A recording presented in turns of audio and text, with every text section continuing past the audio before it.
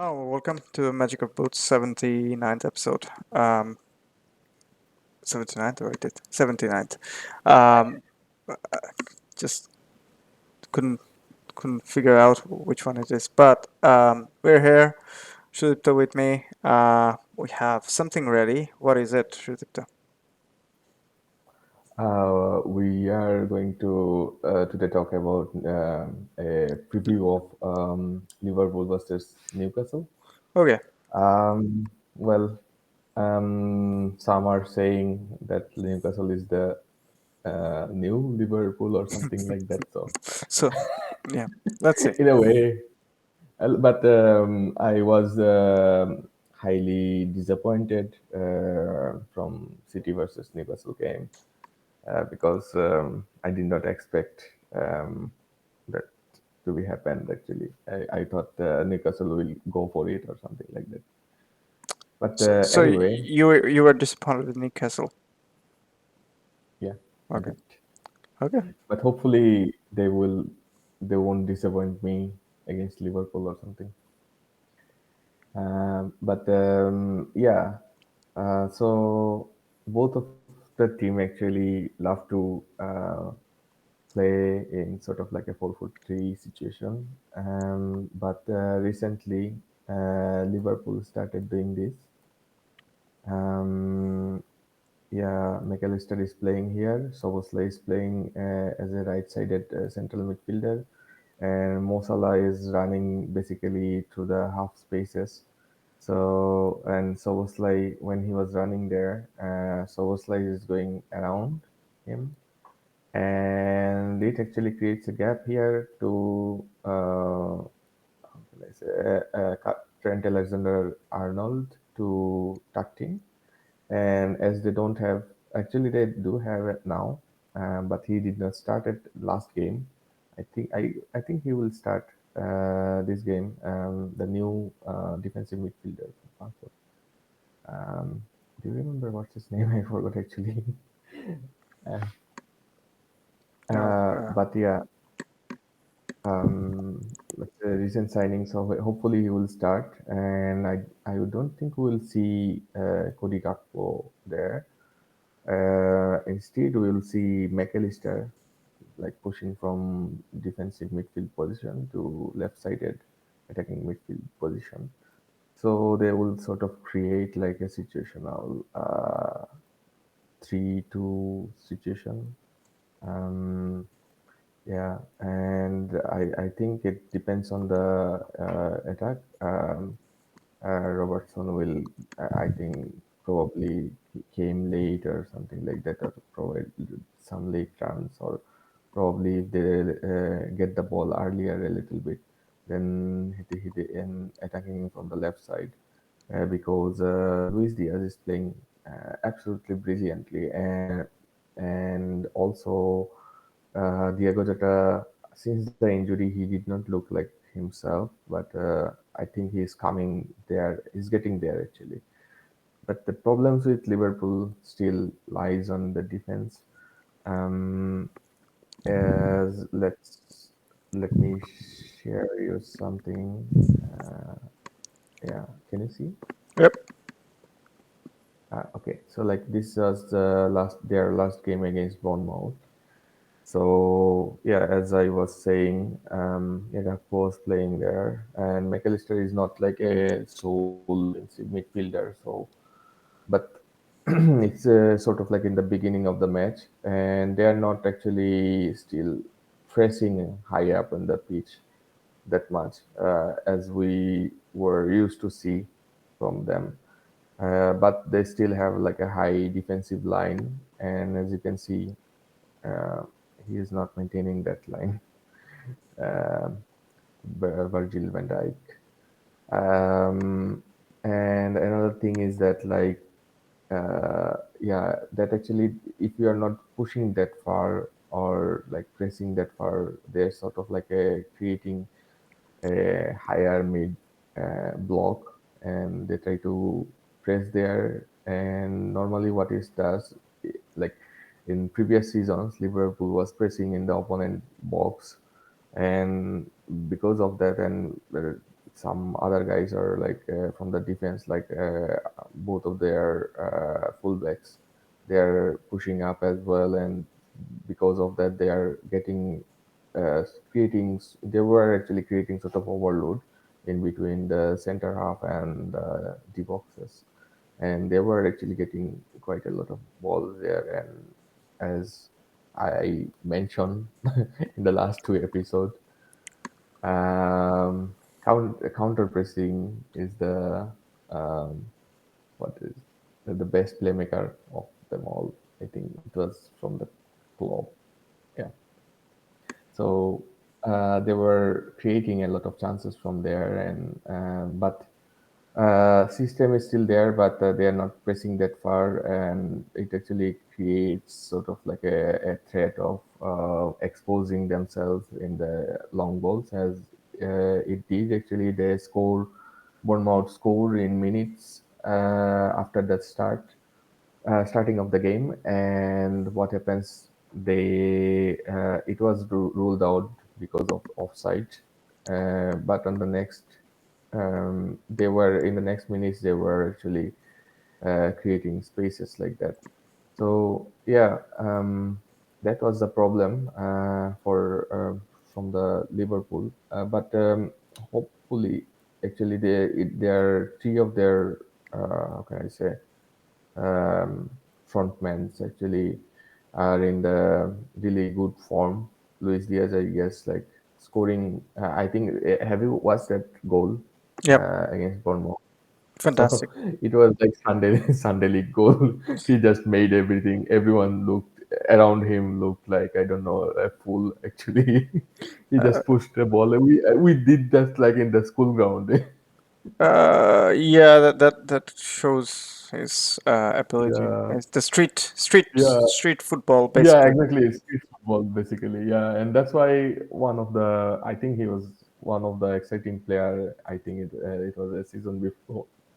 Last season he suffered a little bit injury. Uh, Now he's back and he looks good. So yeah, like I said, they were trying to solve all those problems, but still early, or like they will probably buy one or two more midfielder. I think, but what I think that like they should buy a new center back because and that brings me to the next goal. I guess yeah. So yeah, because they were creating sort of like from the as probably you have noticed that like normally goalkeeper started from there, and nowadays actually they sometimes pushed a little bit, especially this season actually. I think it's the Onana effect or something like that. So they push a little bit up and create sort of like a back two with the center backs, and it gives you like an extra man in the build up, because now if the goalkeepers are behind, then one man on is already taken off, so like if they create like a 4v5, actually it was like um, yeah, sorry, if they create like if any team pushing going man to man, and they can actually pushing up and match all those four defenders, and then actually they neutralize five players if the goalkeeper is behind. So like teams are pushing up their goalkeepers, especially with the ones who are like really good in ball on ball, and there were sort of creating like this sort of shapes actually, and it actually gives a really good build up. But from these situations actually, Van Dijk made a mistake. He instead of playing, because this player was sort of like shadowing McAllister, and yeah, and this guy was a little bit like how can I say, uh, he was just inside, like on side of Arnold, and when Van Dijk passed the ball there, and he did not have any other way, and safer pass is to either pass back to the goalkeeper or him, so that like they have to opponents have to shift the how can I say, their pressing style and go on the left side of the pitch. So then this other center back will have some spaces, or he can give like, in the past he was really good long balls, and he can play this long ball to Soboslai or someone. I don't know, but he played pass. He Arnold lost the ball, and they went out to attack, and I just they actually scored the goal. So yeah, that's the problems with the center backs. They are not like consistent enough to like challenge in the top tier. But I think quality is still there. But I wouldn't surprise if Liverpool is going out for a late run to a center back or something like that. Yeah, that's from the Liverpool side. From do you have anything else to add? Yeah. No, no, it's fairly well read and explained. Okay. And from the other side, actually, Newcastle. The problem is this season with this actually they were yeah, of course. They used to play Saint Maximin in this position, but they are playing either Gordon or someone else, Barnes, I guess. But problem with that, like they were not actually that much. Well, they pressed in their last game, uh, not against City, the game before. I think Aston Villa, and got some fruits out of that game. And but the problem against City, I thought like they would actually go for it because City was actually can I say arrange themselves sort of like a 4-2-3-1 situations or something like that, roaming around the whole midfield basically. So there's Julian Alvarez, so they did not have any sort of like a right back. So Kyle Walker was pushing and made those late run and sometimes like early run, and they had like a really good build up in that left side of the field because there were so many players as well as they played for a long time. But Kovacic was playing this side, and he was sometimes left behind a little bit. So the problems, I thought like they would push forward and go for the center backs, but the center backs, if, with like Guardiol as well, he was doing an excellent job covering that sort of space. So like 1v1 is a little bit tougher for Almiron or whoever coming in this position. So that like they should have they did not actually create anything. Like they created some chances, but for example, they lost. I think it's in the second half. Rodri lost a ball there, and actually Newcastle was outnumbered. But again, there are sort of like a lack of creativity. Midfield is sort of like static.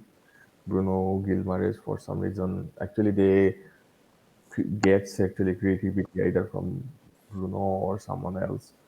But in the sense, it's sort of like blocked midfield, like it's not that creative in a way to play those through passes. I don't know, but we saw that those through passes from Bruno or Wellington or someone else who were playing, but not yesterday, not last week. And another problem was that like all of the City players are like really good, like giving up the long balls. And that brings us to the next situation. I know, not this one. Yeah. So yeah, there's sort of Newcastle was sort of creating like a, I don't know, a little bit higher. I I did not see them like going up that fast or higher that much, but this is the one they went in, and actually City scored, almost scored from them, from that actually. And rest of the match they only went pressing City, I guess like once or twice, I guess. So yeah, and that's another thing. If we are not that much committed, all of your three midfielders are up. So whenever when actually Ederson gave the ball to Alvarez was there, and he received the ball. Sorry, uh, that's Newcastle.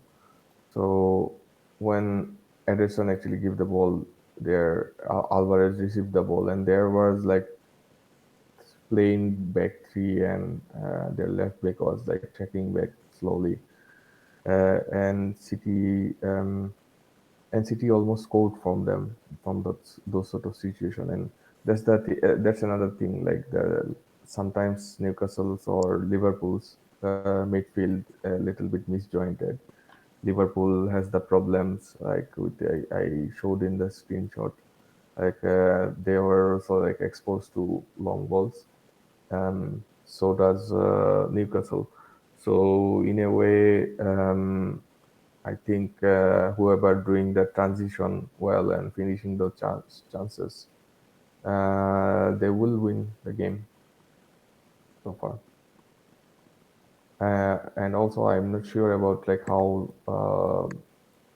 settled the Liverpool's new defensive midfielder will be. So yeah, that's it Yeah, so far. it might take time. Doesn't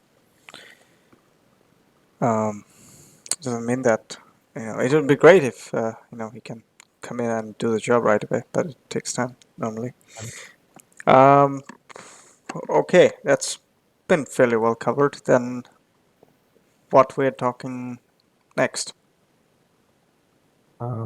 We are going to talk about Roma versus Salernitana. The la- Basically, it was the a last week game. yeah, yeah, last weekend. So basically, it was a match versus Belletti versus uh, Kandreva. Sorry, yeah, Kandreva. I used to spell his name. Um, how can I say? A little bit wrong. uh, yeah, he was an Inter Milan player. I was really surprised to see him still playing. So basically, um, in Roma build up, they build up with like three in the back, wing backs, and three in the midfield, and someone is supporting um, Belletti.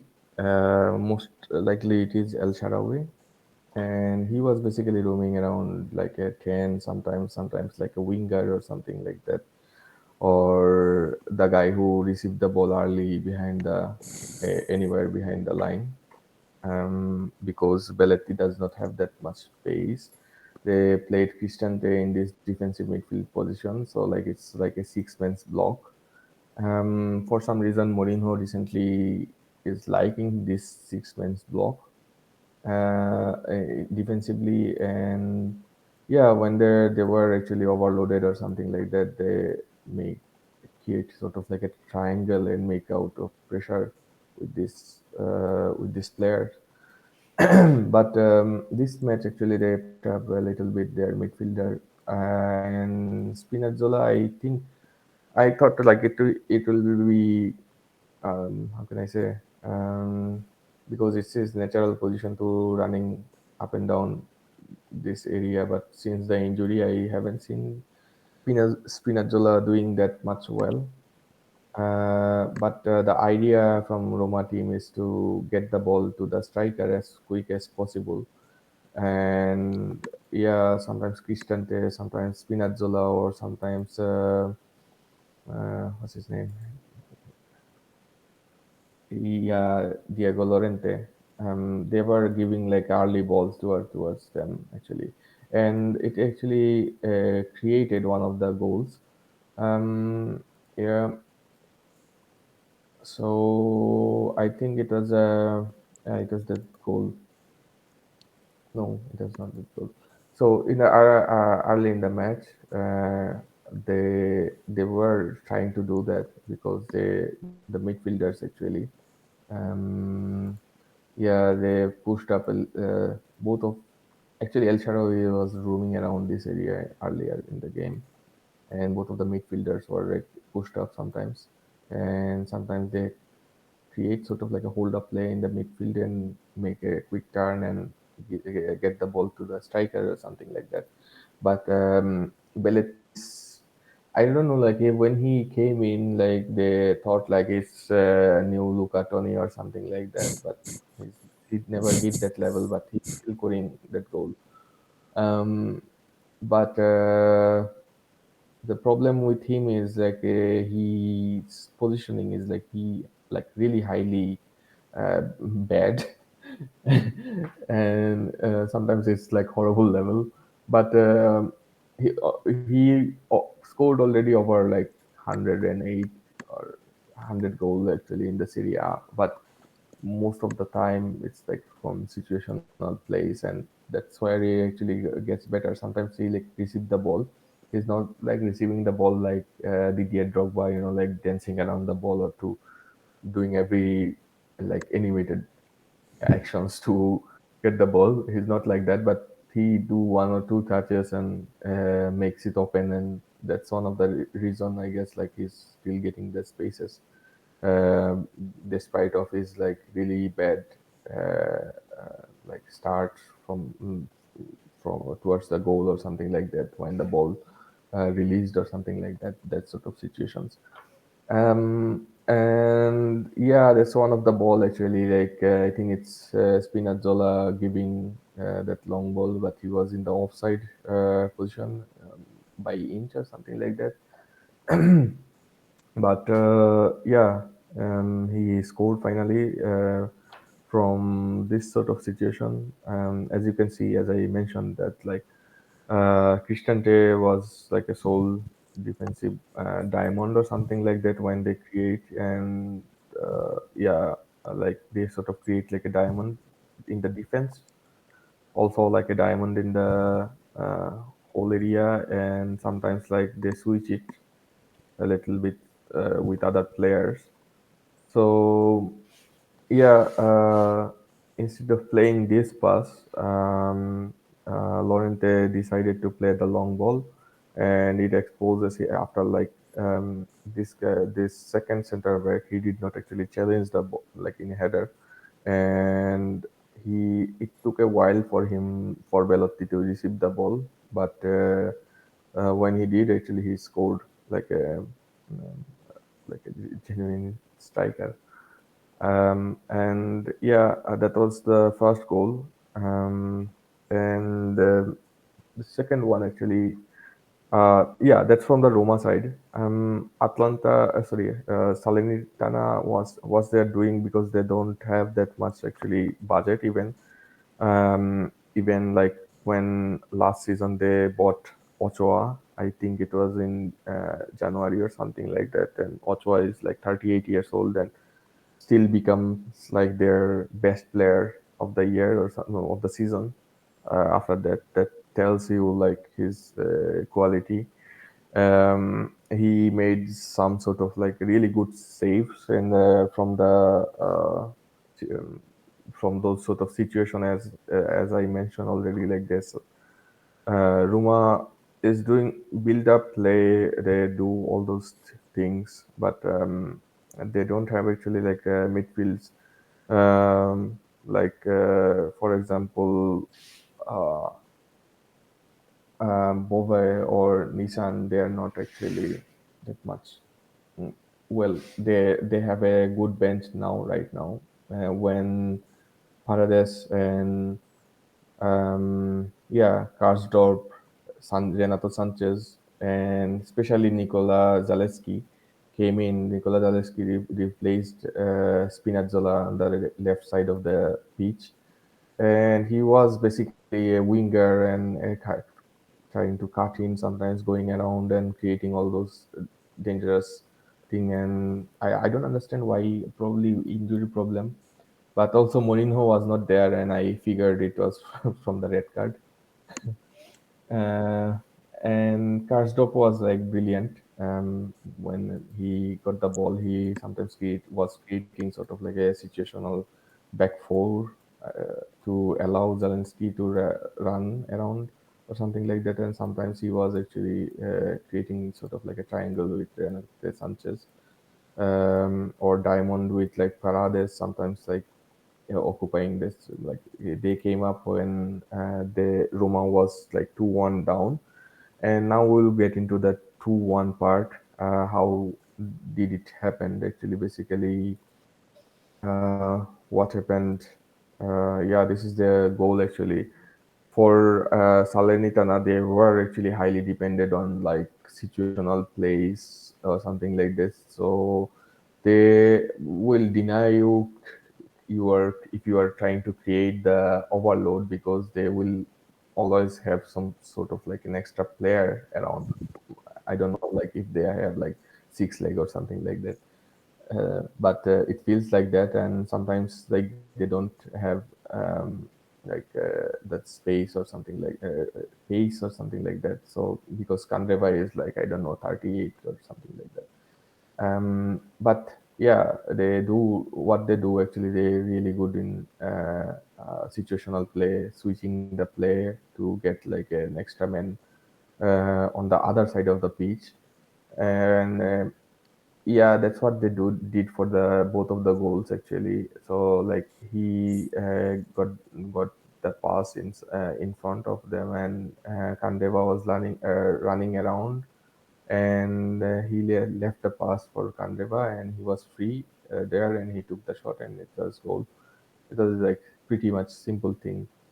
And the second one was like they, I think it was on the other side, so they got the ball from the let's see, let me arrange a little bit. Yeah, it was from the corner actually. So corner or free kick actually, I forgot which one. What happened, like they got the ball in this sort of side, and they were like pushing back a little bit. What can I say? Roma defense, and they have actually like a spare man on the other side of the pitch, and they got the ball to Kandreva, and he is actually right-footed, but he took a shot from this area, and he actually pulled out a Messi-esque goal, something like that. I wouldn't say that. So, well, It was a good goal. for him to, Yeah. yeah, it was a good goal, because like, but for him to score this goal Well, on I've his seen left foot, I've seen him with Sampdoria and even Inter Milan. So yeah. yeah, but like I haven't seen him using his left foot that much. Yeah, fair enough. So for me, it's like I did not believe when it went in, and yeah, I thought like they denied actually, like how can I say, Ochoa made two really good saves, and I think it was Smalling or someone else was hitting the crossbar. I think Smalling or Laurent, I forgot it. But yeah, also yeah, Salernitana, they also created some chances like hold up plays and stuff like that. But um, I thought like Salernitana was going to win, but again from the corner, Belletti scored. So yeah, it was 2-2, and it was sort of like going back in time and this sort of football. So yeah, that's so far I have got. Okay. So we've done one preview, one review. Is there anything else we want to talk? Not really, but there is this incident in that Liverpool games against Bournemouth. McAllister got the red card. Have you seen that? Uh, Uh, and it was actually like they withdrew the decision, and McAllister can play in the next game. But that's sort of like weird decisions from referees coming on. yeah, I guess. I'll give him. I don't know. Uh, could have double checked with VAR, those kind of thing. Yeah, Um, yeah, and it was a straight red card. yeah, exactly. So yeah, it's just a foolish sort of decision. Um, but yeah, nothing to add on that. I just wanted to talk about. Have you seen the final between Spain versus England of FIFA Women World Cup? No, actually, it was like in the different time zone. No, fair enough. I've seen a bit, not entire game. Yeah, I thought it was very good game. England, I thought was very competitive and was up to it, but it was very minimal. Margin well deserved Spain.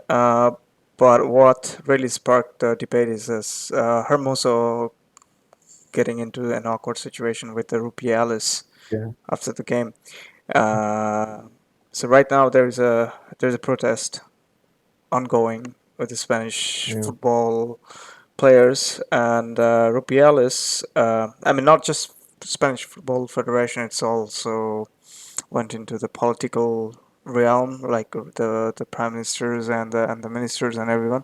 Rubiales seems to be very reluctant to let his other members have resigned. He doesn't want to resign yet. So it would be interesting to see what it takes to get him off from that Spanish Federation job. I don't think so. He will. I don't think because he has this setup, something like that. But there were some issue in Spanish football like going on for a while, and nobody is taking responsibility for that as well. Also, like how Javier Tebas is running the league. There were so many things, so many refereeing situation is also like getting worse every year. But I don't think he will go down. But I think the coach is already fired or something like that. I don't know who is fired, but his vice president and the other members of the Spanish football board have resigned because of his work, and he's the only one who's not resigned. I just saw.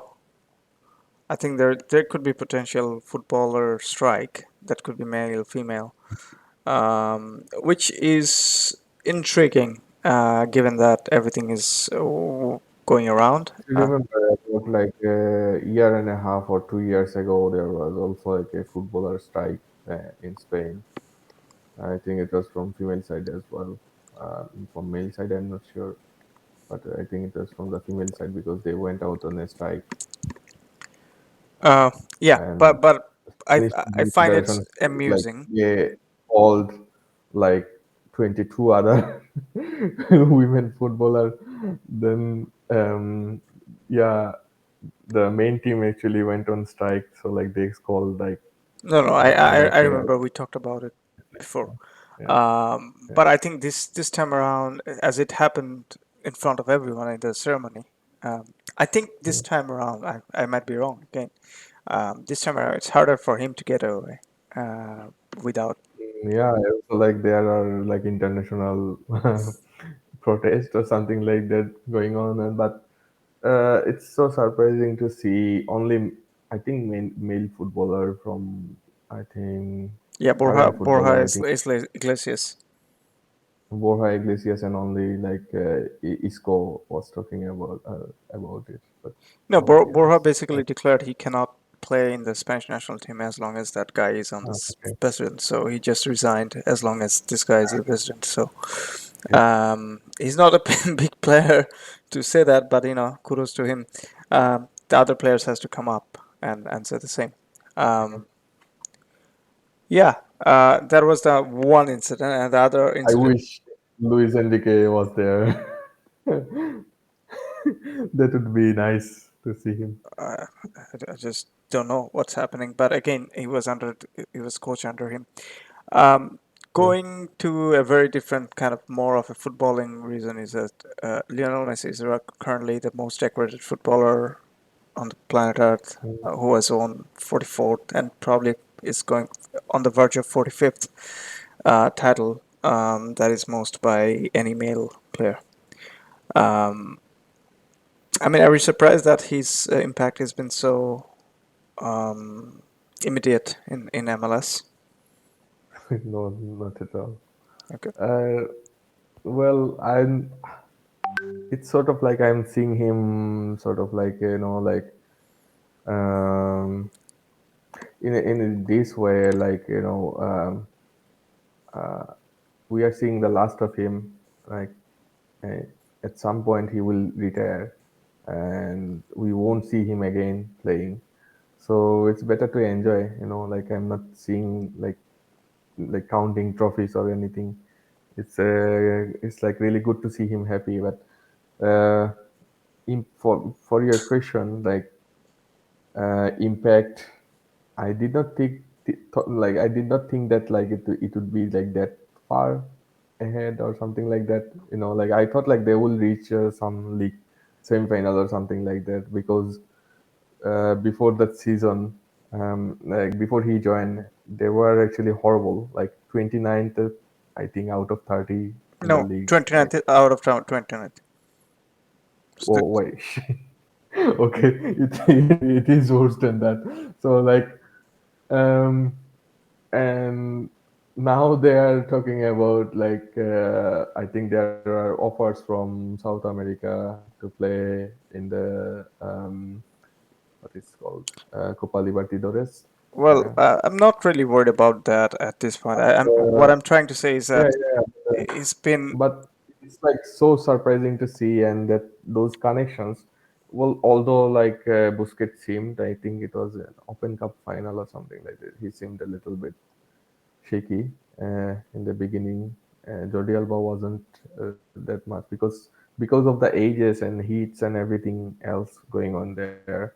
But in the cup matches, like for a short time, or Messi is still Messi.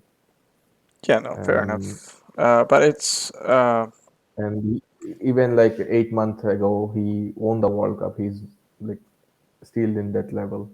So uh, I I didn't surprise like he will go score goals and stuff like that. But I was surprised that he how he like raised the whole team exactly, up, and exactly. I think like, that's where I was more surprised, like how the entire team. even like players like Taylor and like Campana, he's like scoring goals. Yeah.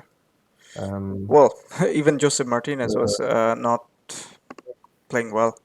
So everybody yeah. gained some kind of momentum and experience. So That's the thing. If you see that, that is surprised me most actually. Like Martinez's assist to Messi, like just like he knew that like he just had to pull the ball up and go over the defender or something like that. Or Robert Taylor, right? yeah, His cross to him, it was like, I don't know. Like I saw Neymar doing those sort of stuff, but from Robert Taylor, I did not expect yeah, those sort of things. That is the thing actually. How he raised everything up. And we mentioned that like probably Messi's best season is that season they lost against Liverpool, because he was like doing a everything treble almost, by yeah, himself. by himself actually. Yeah, no, So yeah, I just wanted to talk that about would that. be something actually did not happen, but that would be something else, like, how he played especially. And since that season, he's like a different Messi. He's sort of like I think he's sort of like a complete player right now. Like for like last 4 or 5 years. Like, for example, before that he did not have the, how can I say? Actually, he did not have to do that sort of stuff. But since Xavi Iniesta left, and he became sort of like a midfielder, come, I think he's like right now most complete player since then this that season actually. Yeah, you're right. And another thing I want to talk like a little bit, it's like people talk about like hitting the ball in like with different body parts that makes you complete player. That's not actually that that is not the case. Like you can, I don't That know, like I almost going into somewhere else, but yeah, that's okay. Um, I don't know, like hitting the ball in different body parts. Like how does it make you like a complete player?